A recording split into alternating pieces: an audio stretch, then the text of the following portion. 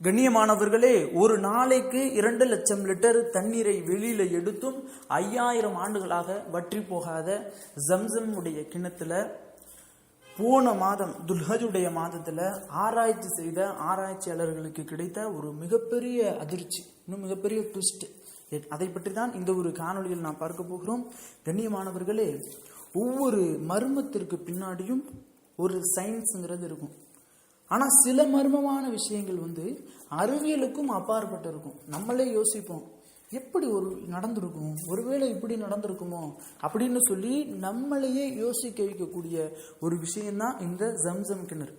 இன்னும் இந்த ஜம்சம் கிணறு எங்க இருக்குது அப்படின்னா, காபத்துல்லாக்கு 66 அடி கிழக்கு திசையில நம்ம நடந்து போனாலே இந்த ஜம்சம் கிணறு அங்கேதான் அமர்ந்திருக்கு. இப்படிப்பட்ட இந்த கிணத்தினுடைய அதிகபட்ச ஆழமே எவ்வளோ அப்படின்னா 31 மீட்டர் தான். இந்த 31 மீட்டர் இருக்கக்கூடிய இந்த கிணறு 5000 ஆண்டுகளாக கொஞ்சம் கூட ஒரு சொட்டு தண்ணீர் கூட வற்றி போகாமல், இன்னும் பழுதடையாமல் அப்படியே இருக்கின்றது. 5000 வருடங்களுக்கு முன்பு எவ்வளவு ஒரு தண்ணி வந்துச்சோ அதே போன்று இன்று வரையும் செயல்பட்டு கொண்டிருக்கிறது அப்படின்னு சொல்றாங்க.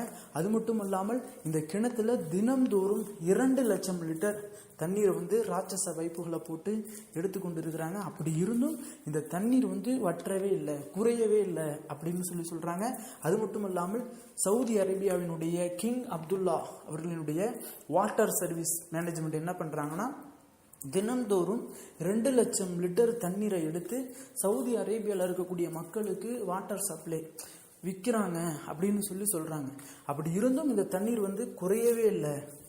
இதை பார்த்த சில போன மாதம் துல்ஹஜுடைய மாதத்துல சவுதி அரேபியா கவர்மெண்ட் கிட்ட யூரோப் கண்ட்ரியை சேர்ந்த வாட்டர் ரிசர்ச் மேனேஜ்மெண்டினுடைய கம்பெனி ஒரு கோரிக்கையை வைக்கிறாங்க.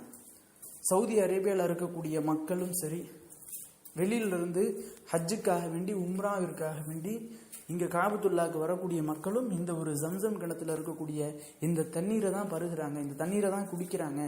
இந்த தண்ணீர்ல சுத்தம் இருக்குதா இல்லையா, இந்த தண்ணீர் நல்லதா கெட்டதா அப்படிங்கிற நாங்க ரிசர்ச் பண்ணணும், அதுக்கு அப்ரூவல் தாங்க அப்படின்னு சவுதி அரேபியா கவர்மெண்ட் கிட்ட அப்ரூவல் கேட்குறாங்க ரிசர்ச் பண்ண.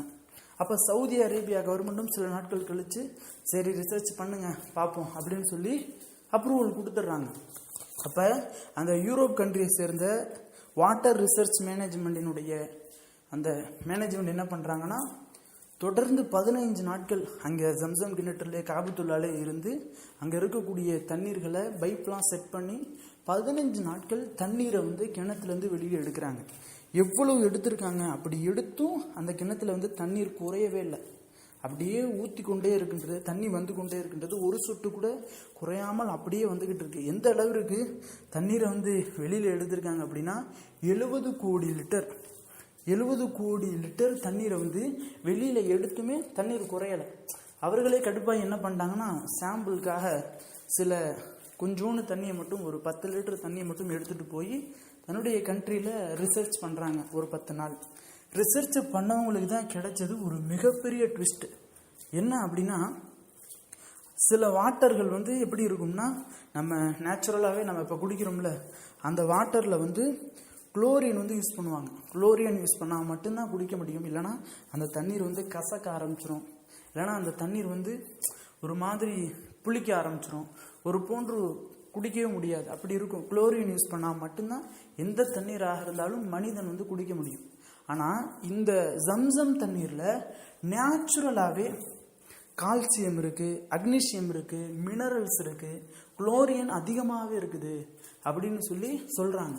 அப்ப அவர்களுக்கெல்லாம் ஒரு மிகப்பெரிய ஆச்சரியம், இந்த தண்ணீர்ல மட்டும் எப்படி இவ்வளவு விஷயங்கள் இருக்குது உள்ள, எதுவுமே கலக்காம எதுவுமே செய்யாம 5000 ஆண்டுகளுக்கு முன்பு வந்த தண்ணி, அந்த தண்ணீர்ல இன்னும் வரை எப்படி இவ்வளவு ஒரு நிறைய விஷயங்கள் இருக்குது அப்படின்னு அந்த ஆராய்ச்சியாளர்களுக்கு ஒரு மிகப்பெரிய அதிர்ச்சி.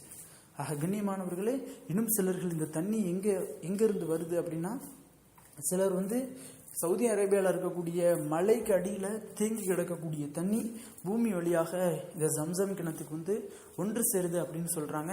அப்படிலாம் கிடையவே கிடையாது.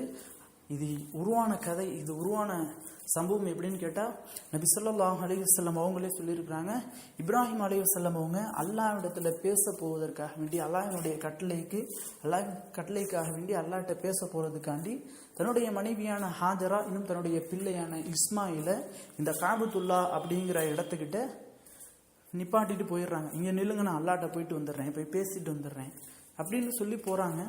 அப்போ போகும்போது சாப்பாடு இன்னும் தண்ணீர் வந்து எடுத்துகிட்டு போகிறாங்க. ஒரு நாளைக்கு சாப்பிடுவதற்காக உணவும் தண்ணீரையும் கொண்டு போகிறாங்க. அந்த தண்ணீரும் முடிஞ்சு போயிடுது, இன்னும் உணவும் முடிஞ்சு போயிடுது. அப்போ என்ன செய்யறது, தண்ணீர் தாகத்தினால என்ன செய்யறது அப்படின்னு சொல்லி ஹாஜரா வந்து அந்த பாலைவனத்திலே சுற்றி திரிகிறாங்க. உட்கார்றதுக்கு நிழல் தேர்றதுக்கு ஒரு மரமும் கிடையாது, சுற்றி பாலைவனம். அப்போ என்ன செய்வது அப்படின்னு தெரியாமல் அல்லாஹ்விடத்தில் அழுது மன்றாடுறாங்க, யா அல்லாஹ் எனக்கு உதவி செய், தண்ணீர் தெரிக்குது அப்படின்னு சொல்லி. அப்போ அல்லாஹ் தாலா இது போன்ற கட்டளையிடுறான், உன்னுடைய மகனினுடைய கால்களால், இஸ்மாயிலுடைய கால்களால் நீ வந்து பூமியில் அடி அப்படின்னு சொல்கிறாங்க. அப்போ பூமியில் ஹாஜரா அலைஹிஸ்ஸலாம் இஸ்மாயில் அலைஹிஸ்ஸலாம் அவங்க கால்களால் அடிக்கிறாங்க. அங்கிருந்து ஒரு நீரூற்று உருவாகிறது. அந்த நீர் தான் ஜம்சம். அப்போ தண்ணீர் குடிச்சு முடிச்சிடுறாங்க. குடிச்சு முடிச்சும் அந்த தண்ணீர் வந்து அப்படியே அந்த தண்ணீர் வந்து கொண்டே இருக்குது. அப்படியே அந்த தண்ணீர் வந்து நிற்க மாட்டேது, வந்துக்கிட்டே இருக்குது பூமியிலேருந்து. அப்போ ஜம்சம்னு சொன்னால் போதும் போதும்னு அர்த்தம். போதும் போதும் அப்படின்றது தான் ஜம்சம் அப்படிங்கிறதுக்கான அர்த்தமே. அப்போ என்ன செய்யறது, இந்த தண்ணீர் நிற்க மாட்டேது அப்படின்னு சொல்லி ஹாஜரா அலைஹிஸ்ஸலாம் அவங்க கற்கள் இன்னும் மண்களை எடுத்து ஒரு பள்ளம் போன்று தோன்றாங்க, ஒரு பள்ளம் போன்று கிணறு போன்று கட்டுறாங்க சின்னோண்டா. அப்போ நபி ஸல்லல்லாஹு அலைஹி வஸல்லம் அவங்க சொல்கிறாங்க, அன்று ஹாஜரா மட்டும் இது போன்று அந்த ஜம்சம் கிணத்துல கட்டாமல் இருந்திருந்தாங்க, பள்ளம் போன்று செட் பண்ணாமல் இருந்திருந்தாங்க அப்படின்னா உலகம் முழுவதும் ஜம்சம் கிணறு தண்ணீர் பரவி உலகமே அழிஞ்சு போயிருக்கும். இன்னும் உலகத்தையே மூழ்கி இருக்கும் இந்த தண்ணீர், உலகத்தையே மூடி இருக்கும் அப்படின்னு சொல்லி ரசூலுல்லாஹ் சொன்ன ஹதீஸ் சஹீஹுல் புகாரியில் இருக்கின்றது. ஆக கண்ணியமானவர்களே, இது போன்ற பல நிகழ்வுகள் நம்மினுடைய அறிவியலுக்கும் அப்பாற்பட்டதாக இருக்கும். கண்ணியமானவர்களே, இது போன்று இஸ்லாத்தில் நடக்கக்கூடிய நிகழ்வுகளை தெரிந்து கொள்ள நம்மினுடைய சேனலை ஷேர் பண்ணுங்க, இன்னும் அதிகமாக வாட்ச் பண்ணுங்க, இன்னும் சப்ஸ்கிரைப் செய்யுங்க.